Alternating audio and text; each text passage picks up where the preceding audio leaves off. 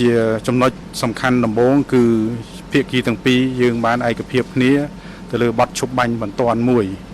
ដែលនឹងចូលជាធរមានចាប់ពីថ្ងៃនេះនៅម៉ោង 12 ថ្ងៃត្រង់ស្របថ្ងៃទី 27 ខែធ្នូឆ្នាំ 2025 នេះតទៅក្រោយពីបទឈប់បាញ់នេះយើងត្រូវបានអនុវត្តឲ្យបានពេញលេញក្នុងរយៈពេល72ម៉ោងដែលក្នុងនោះនឹងអាចឲ្យភាគីថៃមានលទ្ធភាពក្នុងការដោះលែងយោធិន18កម្ពុជា18រូបដែលបានជាប់នៅប្រទេសថៃអស់រយៈពេល151ថ្ងៃមកហើយបទឈប់បាញ់នេះក៏ស្របទៅតាមស្មារតីនៃសេចក្តីថ្លែងការណ៍នៅទីក្រុងកូឡាឡាំពួរដែលបានចុះហត្ថលេខានៅថ្ងៃទី26ខែតុលាឆ្នាំ2025នេះដែរគួរសមពីលើនោះ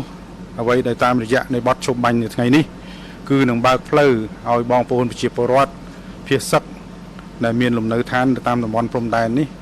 អាចមានលទ្ធភាពក្នុងការត្រឡប់ទៅរស់នៅលំនៅឋានរបស់ខ្លួនវិញអាចប្រកបមុខរបរក៏ដូចជាធ្វើស្រែចម្ការ